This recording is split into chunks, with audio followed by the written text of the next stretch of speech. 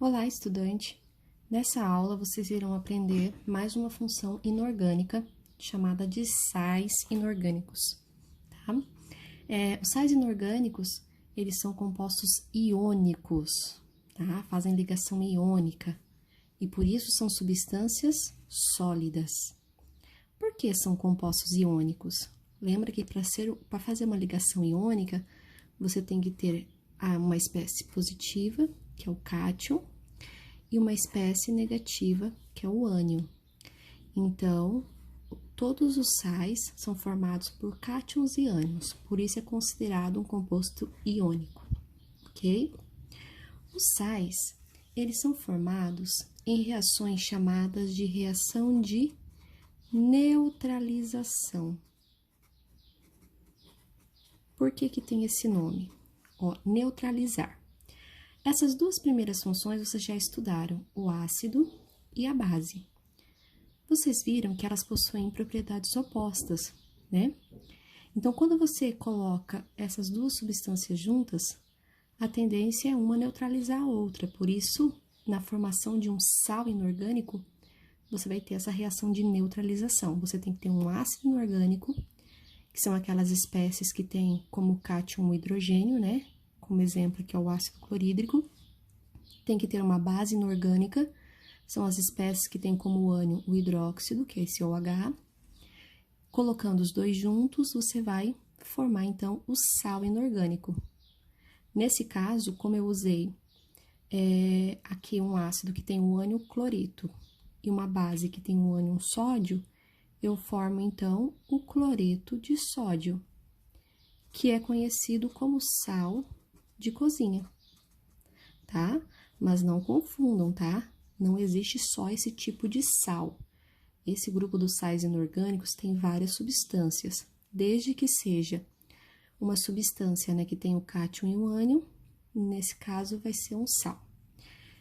Só que não basta, né, ter um cátion e um ânion, tem que ter tem que ser mais específico. No caso, como que a gente pode colocar, então, essa definição dos sais? Então, sal é toda substância que em meio aquoso, ou seja, se você dissolver ele dentro da água, ele vai liberar um cátion, diferente do H, e um ânion diferente do OH. Por quê, né? Não pode ser o H, porque se for um H, ele se torna um ácido. E não pode ser o ânion OH, porque senão ele é uma base. Então, se o composto tem um cátion e um ânion que não seja nem H+, nem um OH, então você vai ter um sal inorgânico, como exemplo, o sal de cozinha, tá? Então, como eu disse, tem outros tipos de sais. Eu coloquei aqui dois exemplos para vocês, ó. O sal, que compõe o giz e o gesso. Isso mesmo, o giz é uma espécie de sal. Ele é formado por dois cátions, um cátion e um ânion. No caso, o cátion aqui é o cálcio e o ânion é o sulfato. Na fórmula, como eu disse a vocês, vem sempre o cátion na frente e o ânion depois, tá? Nesse caso, a fórmula desse composto fica simplesmente CaSO4. Porque, ó, essas duas cargas, né? O cálcio que perde 2 elétrons e o sulfato que ganha 2, essas cargas se anulam. Então, a fórmula é essa, tá? Esse é o sulfato de cálcio. O outro exemplo aqui é uma substância usada na floculação, ou seja, para fazer tratamento de água. Nesse caso, nós temos o cátion alumínio e o ânion sulfato. Só que como as cargas aqui são diferentes, eu não posso cortar. Para montar a fórmula desse sal, elas são invertidas. Então, você teria uma fórmula da seguinte maneira, ó. Esse 2 dá a quantidade de alumínio. E, como o sulfato aqui compõe 2 elementos, eu vou pôr dentro de um parênteses, tá? Só porque a fórmula tem mais de um elemento, a fórmula do ânion. E vou inverter esse 3, tá? Então, essa é uma regrinha básica para vocês determinarem a fórmula dos sais, tá? Então, todo sal na fórmula vai ter sempre o cátion, a carga positiva, depois o ânion, a carga negativa, tá? E na hora de montar a fórmula, você inverte essas cargas. Ambos esses dois exemplos que eu mostrei aqui para vocês, eles são sais neutros. Sais neutros porque no processo de neutralização, na reação, né, foi totalmente neutralizado o ácido e a base. Existem outros tipos de sais, existem sais com caráter mais ácido, mais básico, existem sais hidratados, né, que tem uma capacidade de absorver moléculas de água, que é o caso daquela sílica, né, que a gente coloca em bolsa para absorver a umidade. Então, tem diversos tipos de sais, mas a nossa aula de hoje, ela vai focar nos sais neutros, tá? Não só na parte da fórmula que vocês acabaram de ver, mas também na parte da nomenclatura, ok? Então, só voltando aqui. Na fórmula, vocês viram que tem sempre o cátion e o ânion, não é mesmo? Mas, na nomenclatura dos sais, você precisa colocar invertido. Você vai colocar primeiro o nome do ânion, depois o nome do cátion, tá? E esses nomes vocês vão encontrar naquela tabela de cátions e ânions que vocês usaram lá nas aulas dos ácidos e das bases. Então, eu vou só pegar aqui, só para vocês relembrarem. Eu vou disponibilizar para vocês mais uma vez, tá? Ó, essa tabelinha de ânions que vocês usaram na aula dos ácidos, para pôr o nome dos ácidos, é usada aqui também. E os cátions, né? A tabelinha de cátions que vocês usaram na última aula sobre as bases, ok? Então, nessa tabela de cátions e ânions, você tem o nome dessas duas espécies.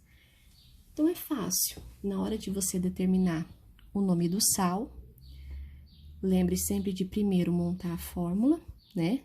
Então, por exemplo, se esse cátion é mais 1, ó, quando não tem número, a carga dele é 1. Você vai colocar sempre o cátion na frente do ânion, tá? Esse número de baixo aqui, ó, esse índice, você nunca muda, deixa ele no mesmo lugar. Só que para montar a fórmula, você inverte essa carga aqui, ó, do cátion e do ânion. Como o potássio é 1, o 1 invertido não vai aparecer. Mas como o ortofosfato aqui é 3, o 3 invertido vem aqui embaixo. E como que ficaria o nome, ó? Lá na tabela você vai conferir, o K é chamado de potássio e o PO4 é chamado de ortofosfato. Para pôr o nome desse sal, primeiro coloca o nome do ânion. Então, ele começa pelo ortofosfato D, tá? Sempre tem um D aqui no meio. Nesse caso, o nome do cátion, que é o potássio. Ok? Bem simples. Vamos para um último exemplo, para ficar melhor, para vocês entenderem. Aqui mais um exemplo, ó. Primeiro eu monto a fórmula, né? Inverto as cargas aqui. Nós temos o alumínio e o nitrato.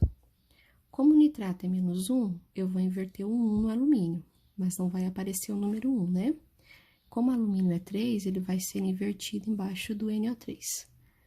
Aí, como esse ânion tem 2 elementos, eu vou colocar dentro do parêntese e colocar esse índice do lado de fora, tá? Então, a regrinha básica da fórmula é sempre essa, inverter as cargas. O nome agora, consultando a tabela de cátions e ânions, que vocês vão ter disponível para fazer a atividade, você vai ver que esse é o alumínio, né? Esse é um elemento fácil de lembrar o nome. E esse lá na tabela de ânions, vocês verão que é o nitrato. Então, não coloquem alumínio de nitrato, tá? Tem que ser sempre o contrário. Na fórmula, cátion e ânion. No nome, ânion, D, e então, o cátion. Certo? Então, esses são alguns exemplos aí de sais inorgânicos neutros.